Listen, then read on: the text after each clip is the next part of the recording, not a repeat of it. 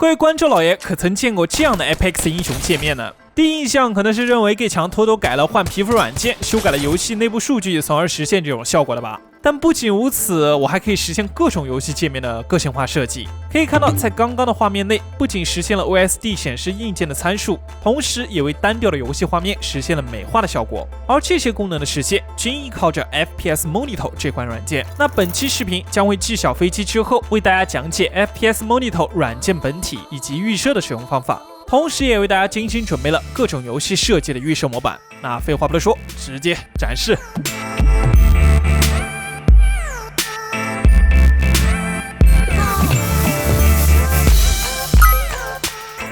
在之前的微星小飞机教程视频中，已经较为完善的为大家呈现了其使用方法。而此次介绍的 FPS Monitor 和微星小飞机同属于游戏性能监测软件，通过 OSD 的方式将信息呈现在屏幕上。虽然微星小飞机配合 RTSS 可以免费使用，但是在设置方面较为繁琐，同时在不同设备间切换无法保留原有的设置。而本期视频的主角 FPS Monitor 便解决了这方面的痛点，不仅有独特的图形化界面，同时也内置了多项预设可供选择，并且样式也较为美观，没有设置和排版的门槛，可谓是快速上手型用户的福音。缺点嘛，就是要求有一定的设计能力，并且是要在 Steam 上花钱购买的一款软件。来到软件本身，打开软件后便有一些 Photoshop 的感觉。简单来说，可以归为图层区、属性设置区、显示设置区以及中央工作区。那么接下来就将通过内置预设的调节来展示如何使用 FPS Monitor。以 Comparison 场景为例，点击后便会在工作区展示出其所在的位置和排版样式。后面的阴影边框就好比游戏中的画面，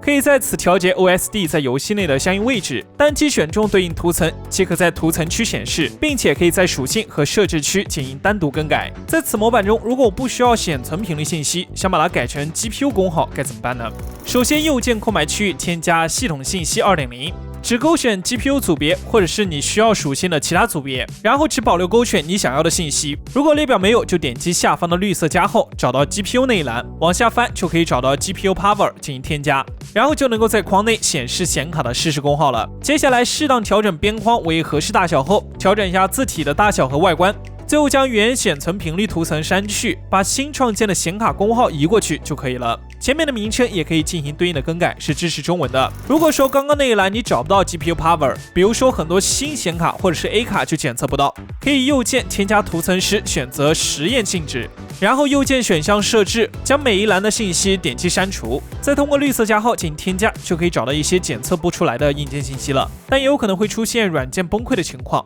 如果多次尝试无果，只能等待官方自己修复。除了数字之外，还有柱状图和折线图可供选择。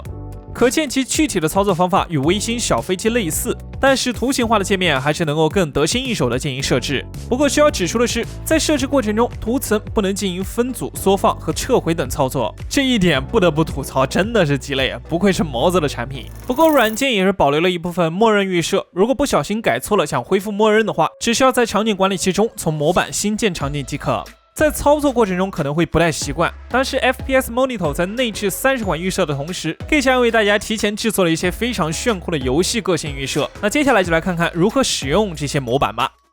预设模板只需要将 Gay 强分享的对应 JSON 文件导入至 C 盘 Program Data FPS Monitor Scenes 目录下即可，或是直接打开软件，点击上方的帮助，打开包含设置文件的文件夹，将我们为大家提供的文件模板放入其中。重启软件就可以在场景管理器中看到预设了。但在此之前，由于我们预设的模板中使用了米 sign 字体，还需要将字体文件放入 C 盘 Windows Files 文件夹下。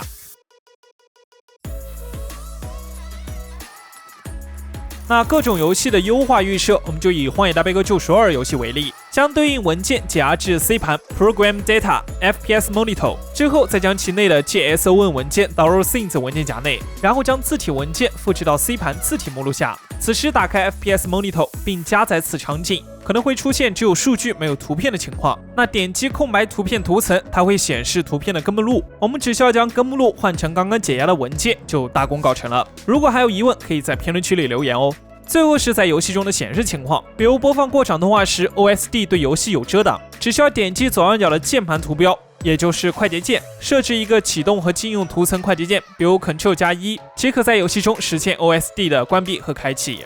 最后是软件的设置事项，可以参考 G 强目前的设置。因为我们的设计均是在 2K 分辨率下进行的，所以必须勾选在游戏中自动缩放图层，可以确保在调整游戏分辨率后 ，OSD 界面也可以同比例的进行缩放，保证相对位置仍在原设定位置。另外，在使用我们的模板时，也一定要把工作空间大小改为 2K 分辨率。紧接着开机启动，顾名思义，其好处就是可以越过 Steam 平台直接启动，而不需要每次在 Steam 内启动。最小化不显示在任务栏和关闭时最小化是为了实现软件后台的运行，其他的选项可以根据自身的需求进行更改。